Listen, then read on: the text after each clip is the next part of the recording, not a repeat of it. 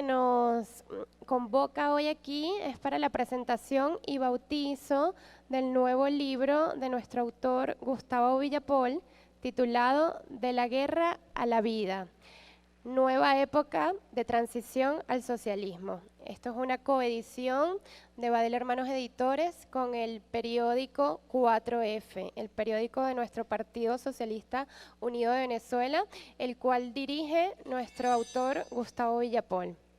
Estamos muy agradecidos de poder presentar este libro en el marco de esta feria porque, como decía nuestro presidente Nicolás Maduro, la Filben contribuye con el surgimiento de escritores, de nuevos escritores, de jóvenes escritores profundamente humanistas, que con su voz, su pensamiento, su palabra, pues intentan dar la apertura al debate sobre, en este caso, la nueva época de transición al socialismo.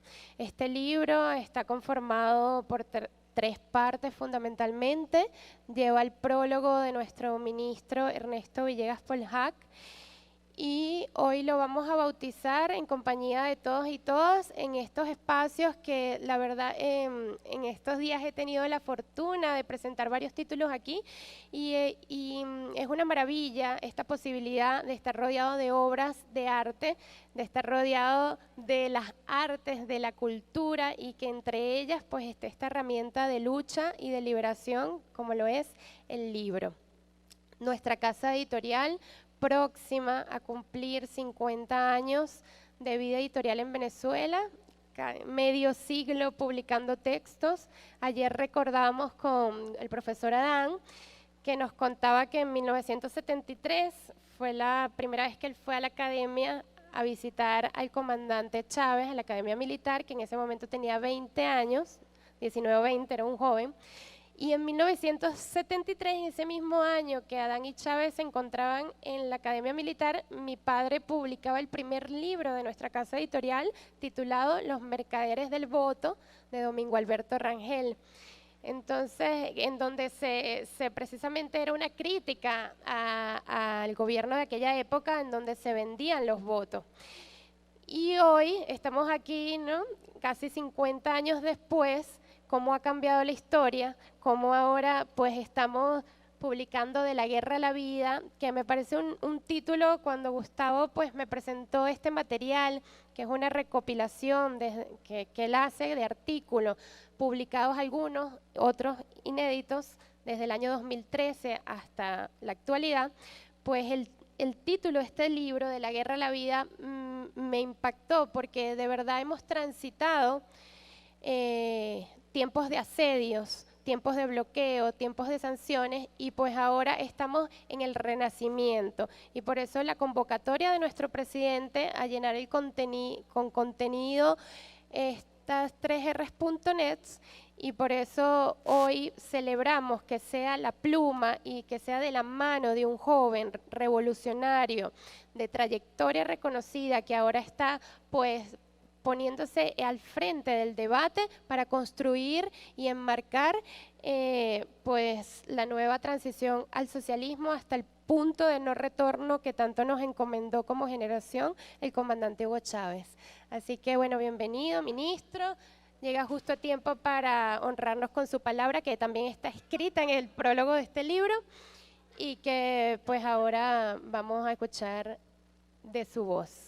Y le agradecemos como siempre su presencia, su apoyo y seguir el legado del comandante Hugo Chávez con la Feria Internacional del Libro de Venezuela. Llegué quieto. Señor embajador, bienvenido. Hermano, tocayo, compatriota y camarada Ernesto Limia, bienvenido. Padres de Gustavo Villapol, su mamá y su papá, conózcanlos. Y el tío que también puso algo, ¿no? Miren, yo no puedo ser objetivo. Dicen que la objetividad no existe, pero es algo que hay que procurar, ¿no? Ahora, cuando uno le corresponde presentar a uno de esos hermanos del alma que la vida le ha regalado, es muy difícil encontrar eso que es un desideratum, la objetividad. Porque bueno, cada pulpero alaba su queso. Decía Aristóbulo Istúriz, gran líder del movimiento afro-venezolano, que debe estar contento donde quiera que esté, porque esta Feria Internacional del Libro de Venezuela está dedicada a la mamá África, a la madre África. Decía Aristóbulo que en una revolución nos corresponde ser a la vez filósofos y bomberos. Es decir, tratando de interpretarlo, estamos obligados a la reflexión y a la acción. Yo recuerdo mucho a un gran revolucionario, Guillermo García Ponce. Guillermo, compañero de tu padre, Valentina, fue un ejemplo de lo que les cuento. Se gastaron horas, días, meses, años discutiendo entre periodistas y comunicadores revolucionarios sobre la necesidad de dotar a la revolución bolivariana de un medio de comunicación, de trascender al diagnóstico y caer en la práctica, en tomar la ofensiva. Y ahí vimos rodar litros y litros de café y litros de otras bebidas, dándole vueltas al diagnóstico. Y Guillermo García Ponce, mientras otros seguían drenando litros y litros de café y de otros líquidos, se dedicó a construir el diario Vea. E hizo de ese órgano de comunicación deseado una realidad. Después que Guillermo hizo esa hazaña, algunos colegas periodistas se me acercaban para comentarme las fallas del diario Vea.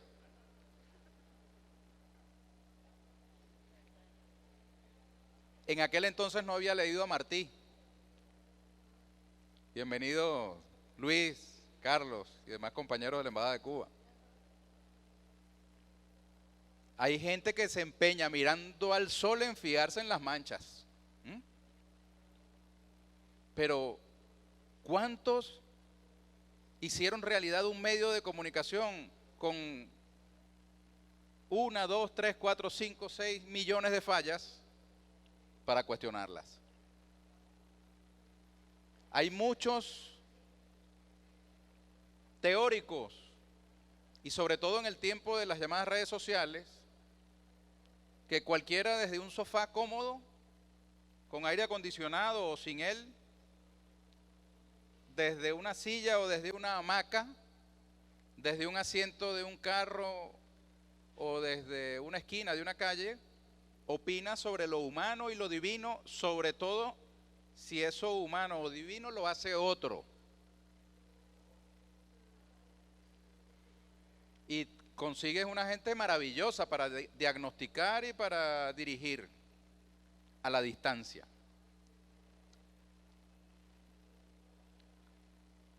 Por eso yo les respondí a aquellos compañeros que yo no tenía moral para cuestionar absolutamente nada de lo que hiciera o dejara de hacer aquel diario revolucionario, porque sencillamente aquel diario revolucionario era una realidad existente y la ideal herramienta con la que soñábamos un montón todavía seguía siendo un sueño, no construido. Gustavo Villapol me comentó cuando le escribí el prólogo que le daba un poquito de penita lo que yo escribí allí. Yo creo que también le debería dar un poquito de penita al yo hacer esta comparación indirecta con Guillermo García Ponce, porque es un hombre colosal. Todavía te falta mucho, todavía me falta mucho, nos falta mucho para equiparar siquiera a Guillermo. Guillermo fue miembro de la Junta Patriótica. El chamo de la Junta Patriótica que lideró el derrocamiento a Pérez Jiménez.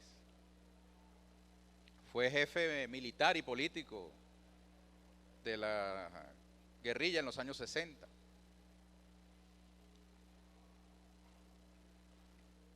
Pero me atrevo a traer el ejemplo de Guillermo al presente porque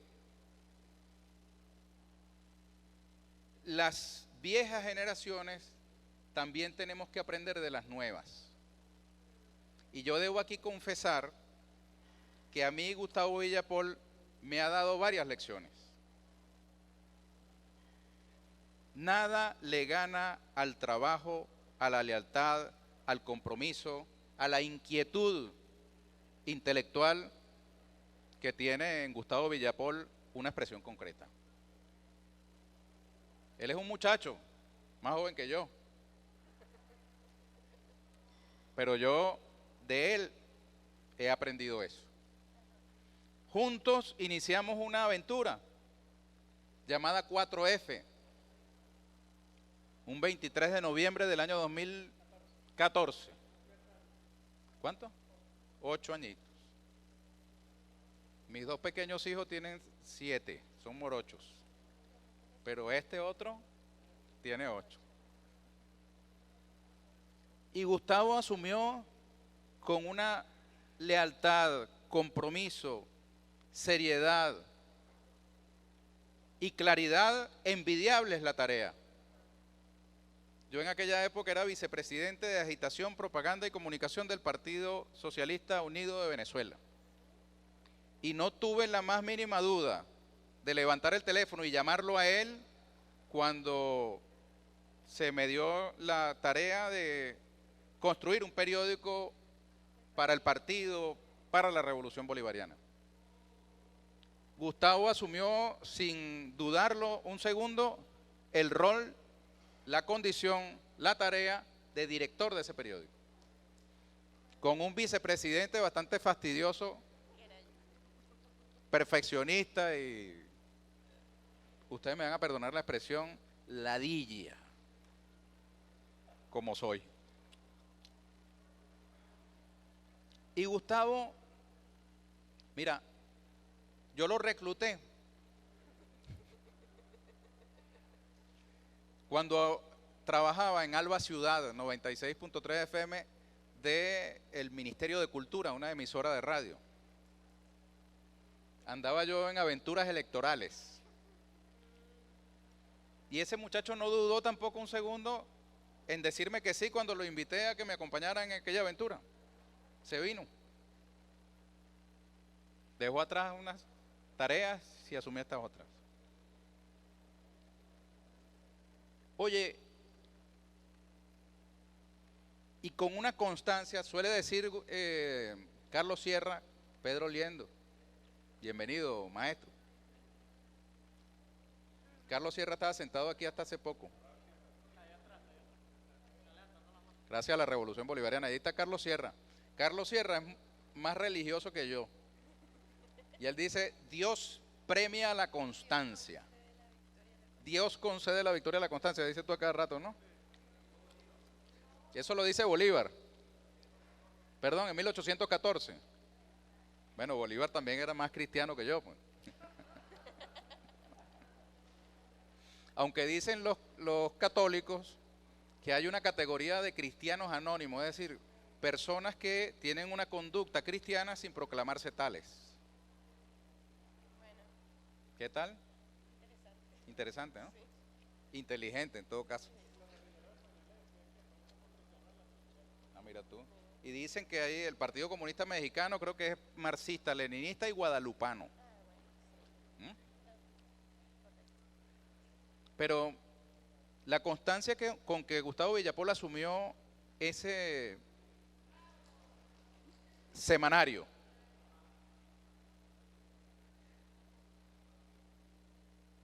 quitándole tiempo a otras responsabilidades, tanto políticas, profesionales, personales, familiares, para garantizar la periodicidad de la aparición de este medio de comunicación. es algo realmente admirable. Porque cualquiera podría pensar que fue una tarea fácil, soplar y hacer botellas. Y yo les quiero decir que hacer un medio de las características que ha empujado Gustavo Villapol en estos años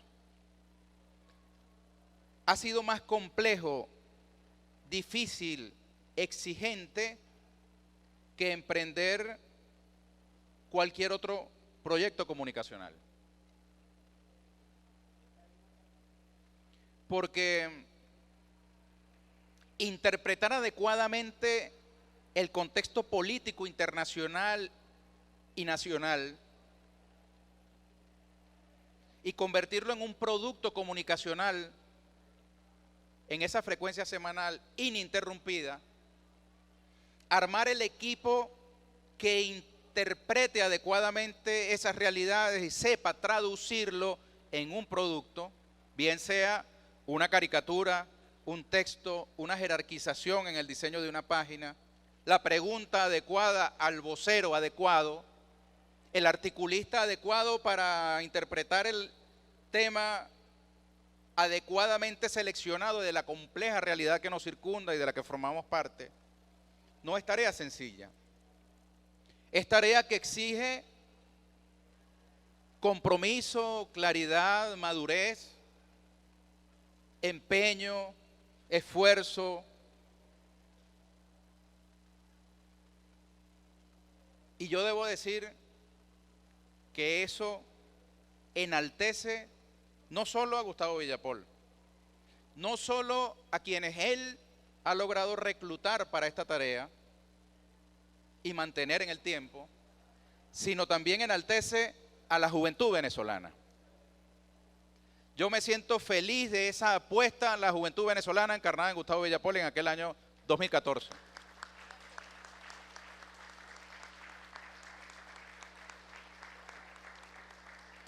Y ver que ahora se ha emparentado con esta otra joven, Valentina Badel, heredera de un legado colosal. Decir Badel en Venezuela no es poca cosa. Y no es porque nosotros creamos en abolengos, en títulos nobiliarios, en sangre azul. Es porque la editorial Hermanos Badel tiene en Venezuela un peso histórico específico e incomparable. Y lo decíamos ayer en la presentación de otro texto aquí en la Feria Internacional del Libro de Venezuela. La juventud ha sabido identificar las transformaciones que quizá a generaciones anteriores nos cuesta más identificar. Y han dado un paso al frente en un esquema de funcionamiento que a mí me parece es el único que nos garantiza la victoria frente a los desafíos que nos plantea el presente y el futuro. Y es la suma creativa de los esfuerzos particulares. Quizá en otro tiempo Badel no requería de alianzas. En otro tiempo ni siquiera existía 4F. Pero en este tiempo, para que exista Badel, para que exista 4F, para que exista Revolución Bolivariana, para que exista humanidad, los necesitamos juntos. Porque juntos, con todo el legado que trae Badel y juntos con toda la juventud, audacia, temeridad, responsabilidad, compromiso, tenacidad, que resume Villapol en 4F, hacen una alianza indestructible. Con esa alianza es con la que nosotros, los que tenemos más canas, podemos acostarnos a dormir esta noche en algún momento y apagar la luz y apartarnos unas cuantas horas del combate. Aunque apagando la luz, el combate continúa. Incluso en los sueños está ese combate.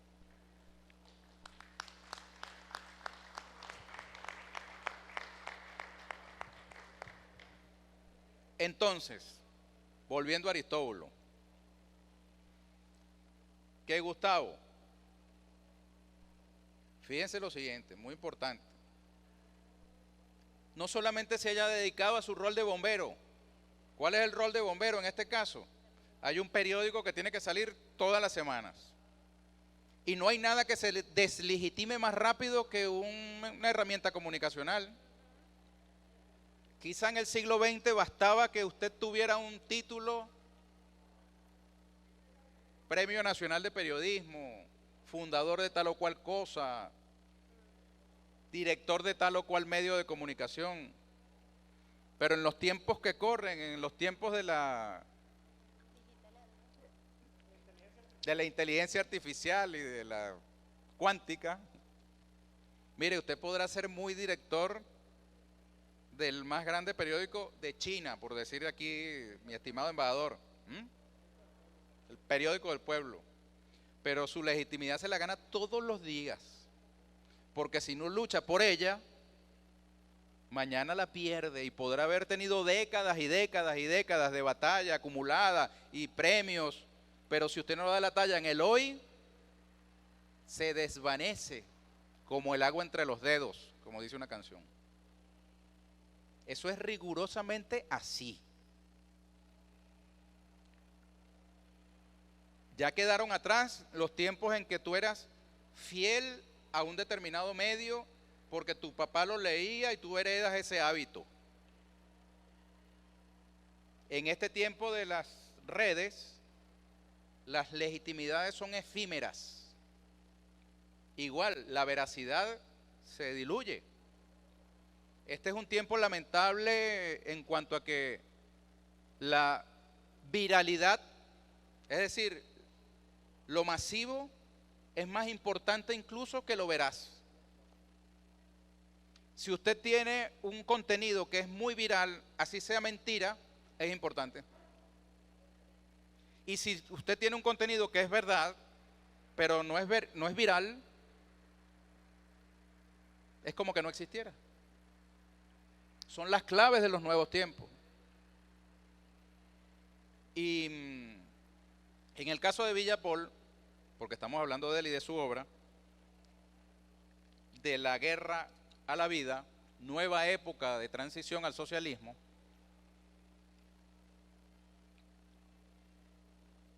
no se limitó a apagar el incendio en su rol de bombero.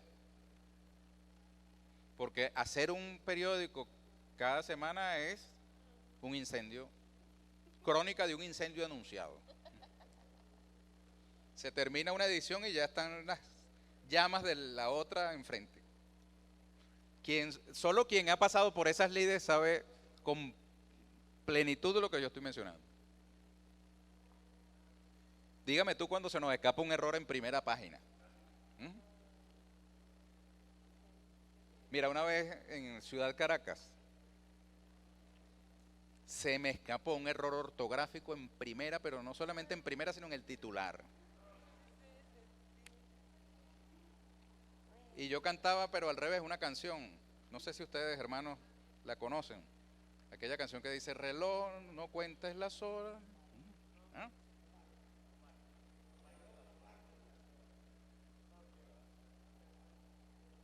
Bueno, yo decía, reloj, marca las horas rápidamente, porque yo necesito que salga el próximo periódico para que aquel error sea un periódico de ayer.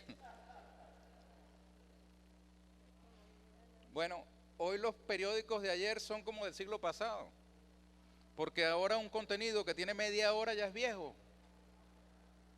Tú revisas, no, pero eso fue hace media hora. Y yo les cuento, les confieso, esta feria me tiene una crisis personal y profesional tremenda, porque tenemos 650 actividades a lo largo de 10 días. Yo he participado en varias de ellas y tengo el teléfono acumulado de fotos, videos sobre varias de ellas y no puedo comunicarlas, no le puedo seguir el ritmo a la realidad. Y como mañana hay otras, las de hoy se me enfrían, no puedo publicar lo que ayer ocurrió porque ya lo de ayer es refrito. Ya incurrí en una práctica que se ha hecho común en los políticos, en los personajes públicos. Busqué los servicios de una community manager. Vamos a ver cómo nos va. Intentamos hacerlo con Gustavo y no fue posible, teniendo comunión de ideas y de estilos, pero es como autorizar a otro a que tenga tu personalidad, que te maneje la vida. Vamos a ver, le deseo suerte a la community manager. Pero fíjate, en ese ritmo frenético de legitimidades que nacen, crecen, se reproducen y mueren en cuestión de minutos, horas y días. Oye, 4F hoy es una realidad estable. Si no aparece el 4F, algo falta. Y ahora su director nos ha regalado parte de esas reflexiones que han estado gravitando en su cabeza y la ha convertido en un libro.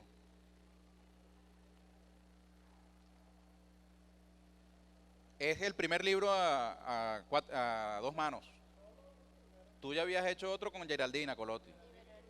Y Verónica, ¿dónde está Verónica? Verónica Díaz Jung. Está cerrando el periódico, ¿ves? Mira, cuántos cumpleaños no se pierde uno.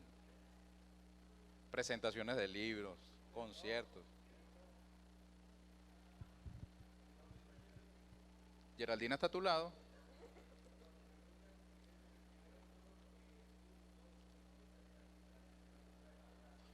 Correcto.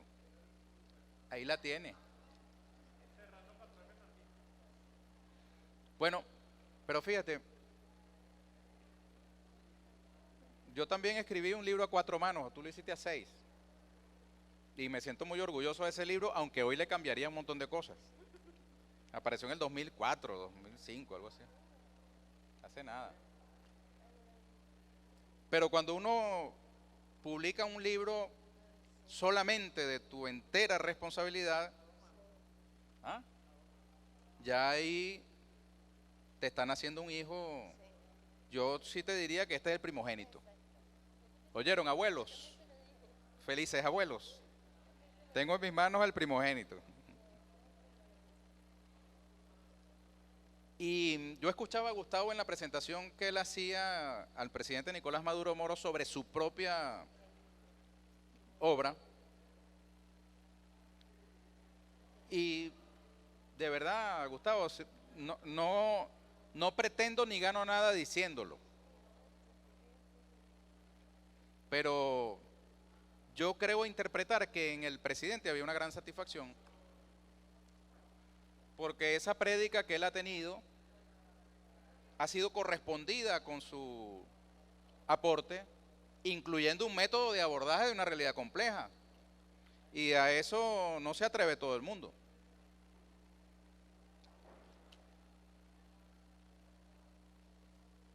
Yo quisiera invitarlos a una feria del libro dentro de 5 años y que nosotros pasemos revista a lo escrito en este libro, a ver cómo será la historia que nosotros habremos vivido y estaremos leyendo en 5 años. El trabajo de los historiadores del futuro tiene en este libro y en otros tantos, muchos que se presentan y otros que no todavía, porque están dejando testimonio impreso de las disquisiciones, elucubraciones, angustias, aproximaciones que los hombres y mujeres de este complejo tiempo teníamos hablando desde el futuro, o tenemos hablando desde el presente. Y eso es muy importante, porque todo aquello que se vuelve viral y es tan importante en nuestro tiempo termina convirtiéndose en basura. Las tendencias de esta tarde, ya en la noche, no existen. La memoria del ser humano actual es frágil. Lo digo con vergüenza. Hay un libro que se llama Las grandes entrevistas de la historia. y allí en la introducción se cuenta cómo los entrevistadores demoraban horas en tren hasta llegar a la cita donde entrevistaban a grandes personajes y pasaban 2, 3, 4 horas entrevistándolos, tomando algunas notas y luego otras tantas horas retornando al sitio donde finalmente volcaban en papel lo que habían conversado y lo transcribían con una fidelidad impresionante. Tenían una capacidad de memoria que hoy el ser humano contemporáneo no tiene. Hoy día no nos aprendemos ni los números telefónicos. Antes uno se sabía el teléfono de la casa, de la mamá, del hermano. Hoy día ya no hace falta. Hoy día tú haces una entrevista y si no tienes un grabador, sufres. O tienes que decirle al entrevistado, ya va, repíteme un poco la idea que me acabas de decir porque no te... Nuestra retentiva ha disminuido por efecto de la abrumadora... Bienvenido Clodovaldo Hernández. Déjenme decirle que en este salón está el mejor periodista de Venezuela y no es ninguno de los que está de este lado. Clodovaldo Hernández.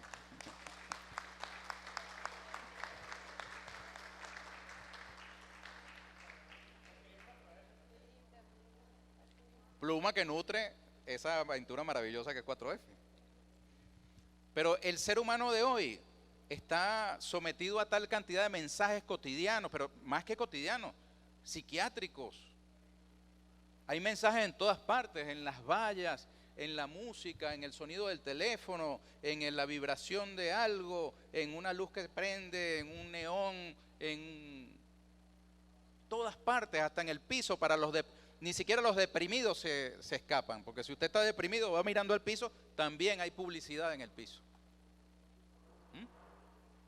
Y ese ser humano sometido a tal cantidad de impulsos ha perdido capacidad de memoria corta y de memoria larga.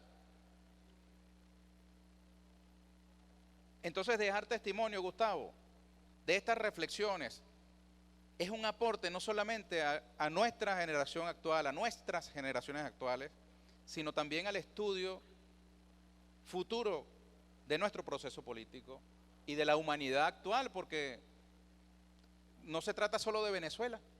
Al final es un proceso global el que está teniendo expresión aquí en nuestra patria. Y hay una interrelación, una interacción entre lo que aquí sucede y lo que ha de suceder en el planeta. No vamos a incurrir en el exceso de resumir en Venezuela la humanidad entera. A veces nos pasa, somos superlativos. Así somos, pues.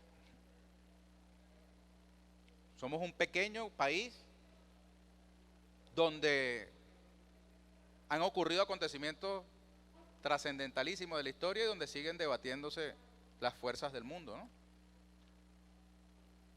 Pero yo reconozco ese esfuerzo, Gustavo, porque la praxis no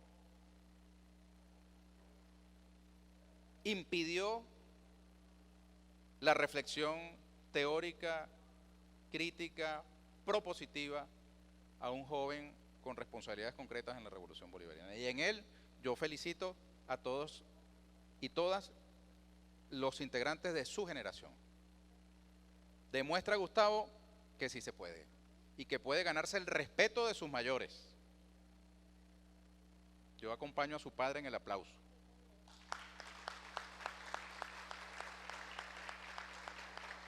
Y no hago esto, no lo digo para envanecer a nadie, sino más bien para alentarlos, para alentar a la creación, a que nos quitemos la idea de que delante hay otros que pueden hacerlo mejor que yo o mejor que nosotros.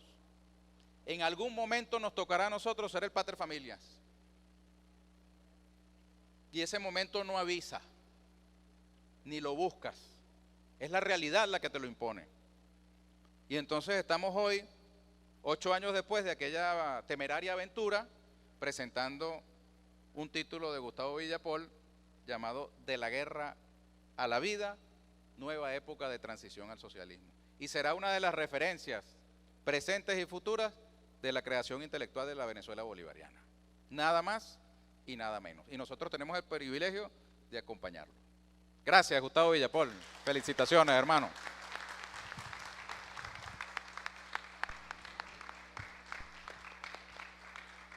Espero que te haya dado penita. Si era la intención, fue completamente lograda.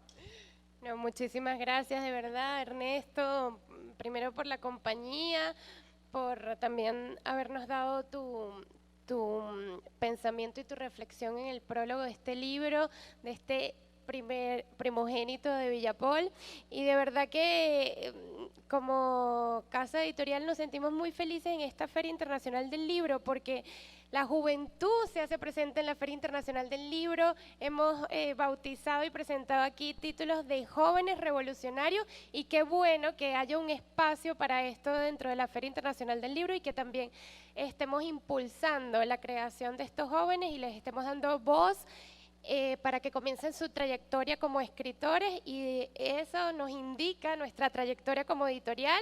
Ese es el legado, esa es la herencia, y así estamos encaminándonos con este morral encima para continuar con la lucha y para continuar publicando textos que contribuyan al debate.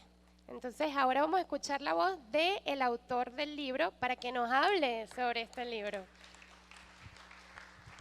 Muchísimas gracias, Valentina, y muchísimas gracias a todas y todos los presentes, embajador de la República Popular de China, que no dudó cuando le escribí el mensaje anoche de invitación, no dudó en aceptar la invitación y estar aquí. Muchísimas gracias a los compañeros de Cuba y a todo el público presente, a la familia. Por ahí andan mis tías, se vino todo el mundo. Yo no sé qué pasó con este libro, Ernesto, pero se me vino toda la familia. Están mis tías María por ahí, están mis tías Carla, mi tía Florencia.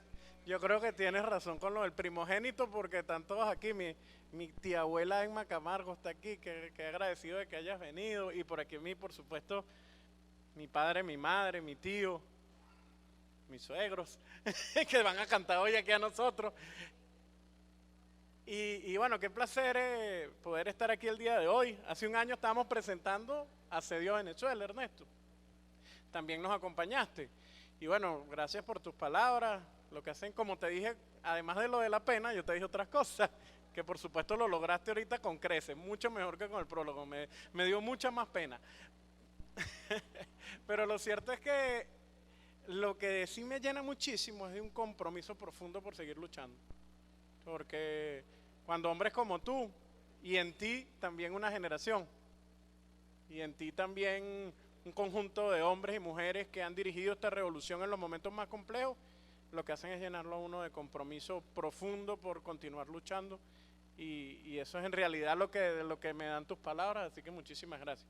Miren, de la guerra a la vida, porque parece que me estuviesen vendiendo a mí más bien. De la guerra a la vida. A mí me pasó algo inesperado. Hice un recorrido que no me lo esperaba hacer. Lo hice gracias a un hermano que nos visita, que es Ernesto Limia, que hace una hora aproximadamente bautizó su libro Sombras de la Guerra Fría.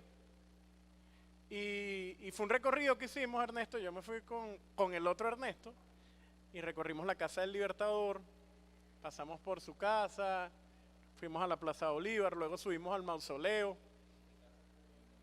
sin quitarnos el polvo del camino, así es. Luego fuimos al mausoleo del Libertador, totalmente emotivo, vimos el cambio de guardia. Yo de verdad no me esperaba que iba a hacer eso hoy. Yo estaba preparando todo para el libro y tal, y yo le había prometido a Ernesto Limia que lo iba a acompañar esa ruta, y la hicimos completa. Luego terminamos en el cuartel de la montaña con nuestro comandante Chávez, y nos recibió allá el coronel Castro, edecán del comandante Chávez. Y bueno, ahí terminamos todos con lágrimas en los ojos, porque bueno, vivir al comandante Chávez para nosotros es algo como lo es para el pueblo cubano vivir a Fidel, para nosotros también Fidel, a quienes amamos a Fidel.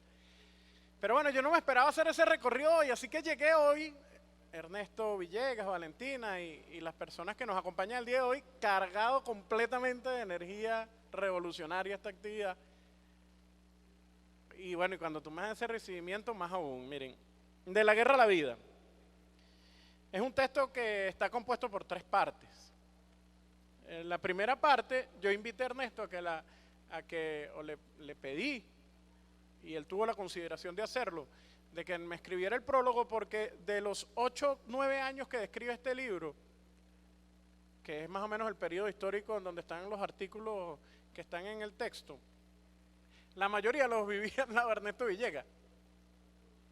Y por eso yo consideré que era importante que fueses tú el que, eso no te lo había comentado, que fueses tú el que escribieras este prólogo, porque cuando nos tocó vivir las guarimbas del 2014, estábamos batallando juntos.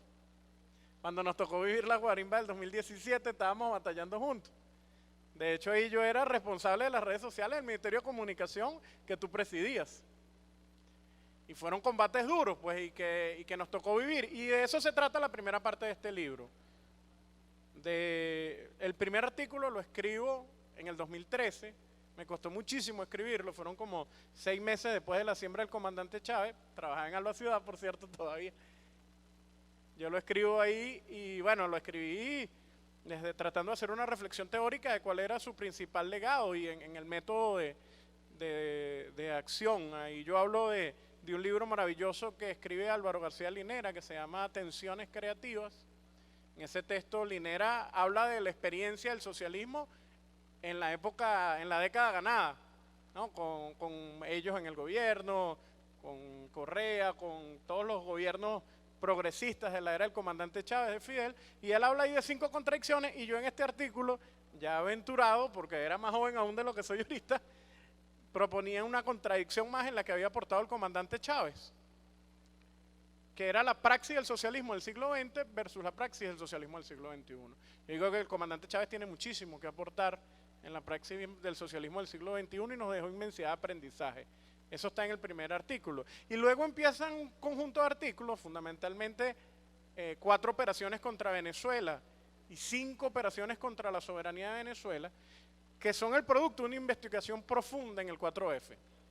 No es solo, la presidí yo, pero es una investigación de equipo. Por aquí también está presente todo el equipo del 4F, por ahí está Judy, Manuel, el mismo Clodovaldo, Verónica, Geraldina, todo el equipo del 4F está aquí presente, Mariana, Iván, gracias por estar aquí.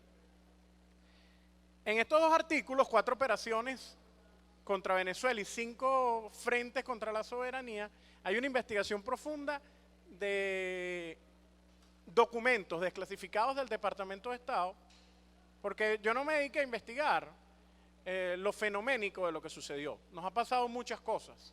Muchísimas cosas que han tenido consecuencias terribles, ni tampoco me dediqué a estudiar las consecuencias, que para eso está, entre muchísimos, el órgano que preside William Castillo. Yo me puse a estudiar las causas, por dónde vinieron los tiros, y empecé a conseguir documentos. Aquí les puedo dar algunos ejemplos, estaba seleccionando algunos textos como este, por ejemplo. Esto es en 5 frentes contra la soberanía de Venezuela. Y es lo que dice esto. Esto lo dice el documento Venezuela como exportador de la guerra de 4ª generación, asumido por las Fuerzas Armadas de Estados Unidos y es escrito por el profesor de estrategia militar Max Manwaring. Dice, se busca la inestabilidad y el caos en el país a través de la combinación de una guerra institucional. Esa es una pequeña cita de un artículo que se escribió justo antes que ganara la Asamblea Nacional la oposición venezolana, que ya sabemos la tragedia que significó eso para el país. Y parte de ese mismo documento dice esto: se trata de incrementar la inestabilidad interna a niveles críticos. Esto lo dice las Fuerzas Armadas norteamericanas sobre lo que hay que hacer en Venezuela. Intensificando la descapitalización del país, la fuga de capital extranjero y el deterioro de la moneda nacional. Documento desclasificado de las Fuerzas Armadas norteamericanas. Mediante la aplicación de nuevas medidas inflacionarias. Parece que trabajaran en el Banco Central, no. Son documentos del Departamento de Estado. Que incrementen el deterioro y continúa obstruir las importaciones y al mismo tiempo desmotivar a los posibles inversores foráneos. Esas son apenas algunas citas de parte de esta investigación, que tiene documentos del Departamento de Estado, tiene documentos de la Escuela de Guerra de Israel, sobre todo en 4 operaciones contra Venezuela, explica la complejidad de la guerra no convencional, tiene documentos del Ministerio de Defensa colombiano, y bueno, esa es la primera parte del libro.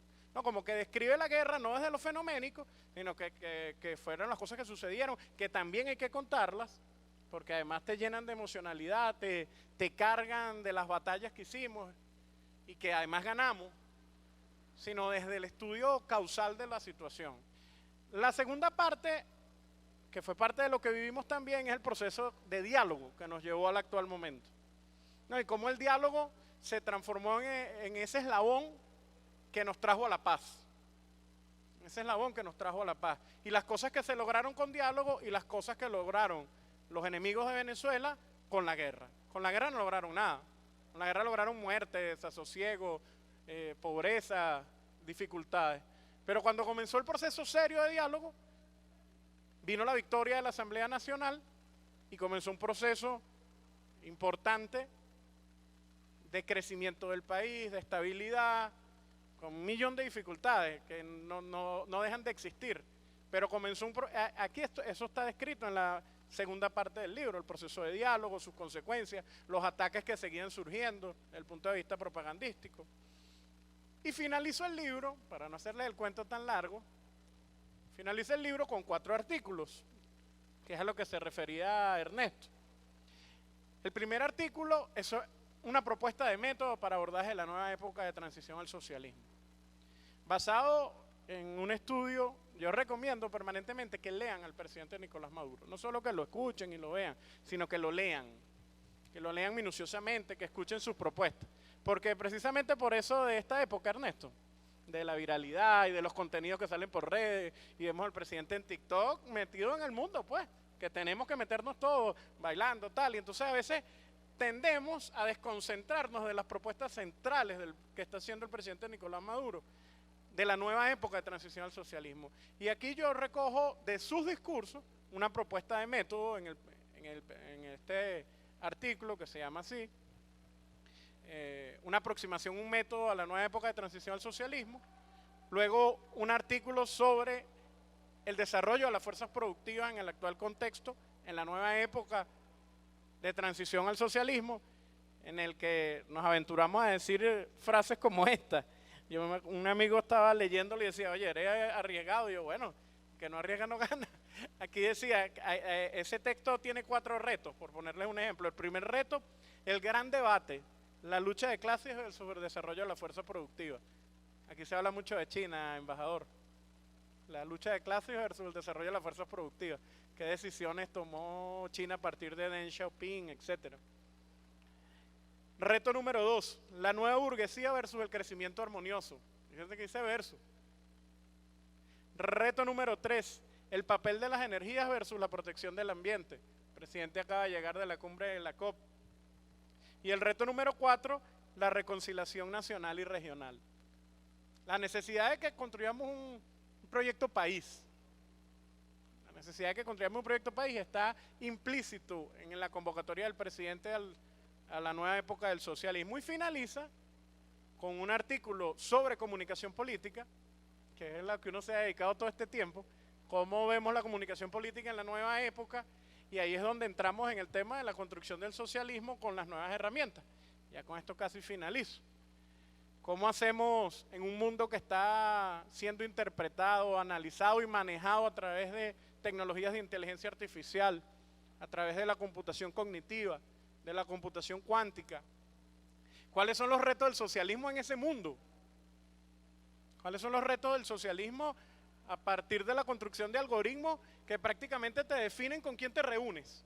Y te dicen, no, bueno, en este segmento es que es en el que tú estás, ¿no? Y nos borran la diversidad hermosa que significa la humanidad y que la vemos hoy aquí en este homenaje a África, Ernesto. Esa diversidad extraordinaria que significa África. Es que a los africanos ahorita le dicen, no, los musulmanes son los musulmanes, pero son los musulmanes que usan tal cosa y que escuchan tal tipo de música, y llega un momento que te aparta completamente de la hermosura que significa la humanidad, ¿no? ¿Qué retos tiene el socialismo ante la inteligencia artificial, ante la computación cuántica, cognitiva, ante el machine learning que te busca eso y te segmenta? Bueno, eso tratamos de aproximarnos a unas primeras respuestas en este artículo de comunicación política en el socialismo, y cerramos con algo que es indispensable, que sería incomprensible la construcción del socialismo sin esto, que es nueva época, nueva ética. ¿Cómo avanzar en todos estos retos si no desarrollamos una ética que nos permita comprender la realidad de manera acertada. Ahí en el texto hablamos de la ética desde que nació este concepto. Y bueno, tratamos de aproximarnos a cuál fue la ética de los 20 años de vida de nuestro comandante Chávez, qué deudas tenemos y cómo podemos avanzar hacia un mundo mejor, pero con una ética bien definida en la construcción de esta etapa del socialismo. Fundamentalmente, de eso se trata este libro, un aporte más. Yo no sé si Ernesto está exagerando o no, yo digo que yo digo que es un aporte más, es un grano de arena, un grano de maíz, como decía Fidel. Es un grano de maíz que se coloca como trinchera de ideas para que sigamos construyendo un mundo mejor. Para eso vino De la Guerra a la Vida, para eso vino este texto y todos los que hay en esta hermosísima Feria Internacional del Libro, para lo cual felicito al ministro y felicito a todo su equipo, porque no es, mira, así como no es mamadera gallo, es un periódico toda la semana. Sacar 1000 libros, ¿cuántos son 1000, no? Un poquito más de 1000 libros. O sea, sacar casi 1000 libros en una feria internacional. Hay que ver el esfuerzo editorial que hay que hacer para sacar libros entre digitales e impresos. Es un esfuerzo extraordinario y bueno, para mí es un grandísimo honor poder presentarlo aquí y poder elevar estas ideas al mundo. Muchísimas gracias por estar aquí, muy amable. Miren, no me queda más que decirles, sino que pasen por el stand de la Editorial Badel, pasen por el stand de la Editorial Badel y no se pierdan De la Guerra a la Vida, nueva época de transición al socialismo. Muchísimas gracias, ministro, muchísimas gracias a mi familia, a mis amigos y amigas por estar aquí y los dejo. Te robo la moderación. Te robo la moderación. Lo vamos a bautizarlo, ¿verdad? Vamos a requete bautizarlo porque el presidente lo bautizó. Vamos a bautizar y los dejo con la agrupación Upallí. 1, 2, 3.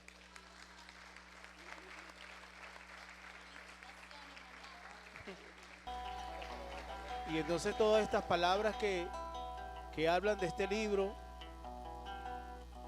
se resumen a una canción que queremos hacer, una canción que habla de serpientes, una canción que tratan estas serpientes de acorralarnos, de comernos, y uno siempre luchando para no ser tragado y para matar a la serpiente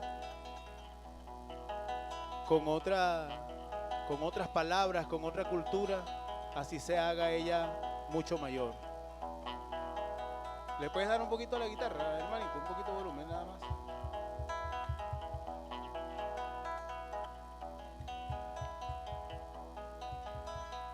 La caja.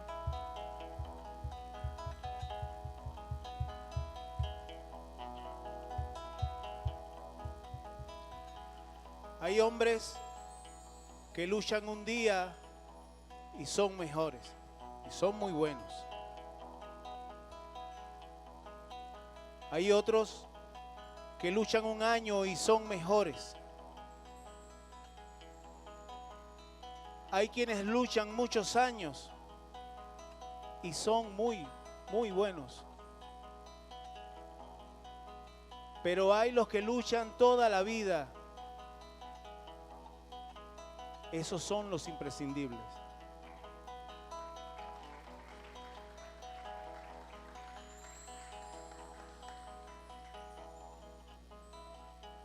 Sueño con serpientes de mar, con cierto mar hay de serpientes, sueño yo. Largas, transparentes, en sus barrigas llevan lo que puedan arrebatarle al amor.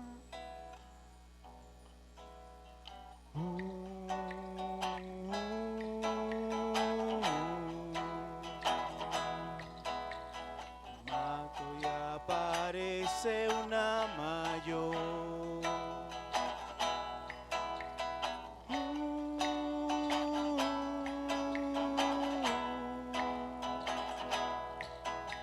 Con mucho más que infierno en digestión.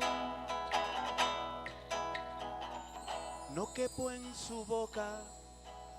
Me trata de tragar, pero se atora con un trébol de mi sien.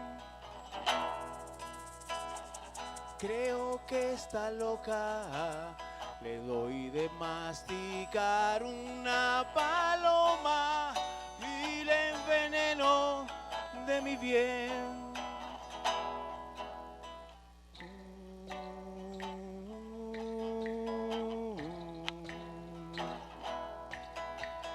Mato y aparece una mayor.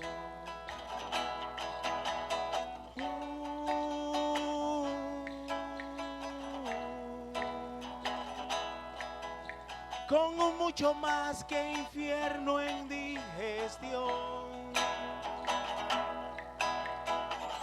Y esta al fin me engulle, y mientras por su esófago paseo, voy pensando en que vendrá,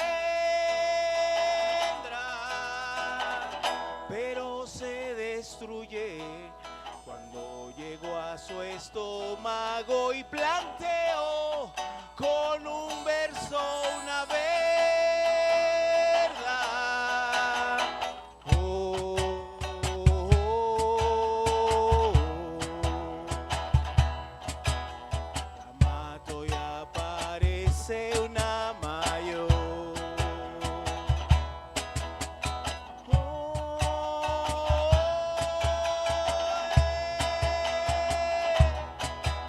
Con un mucho más que infierno en digestión.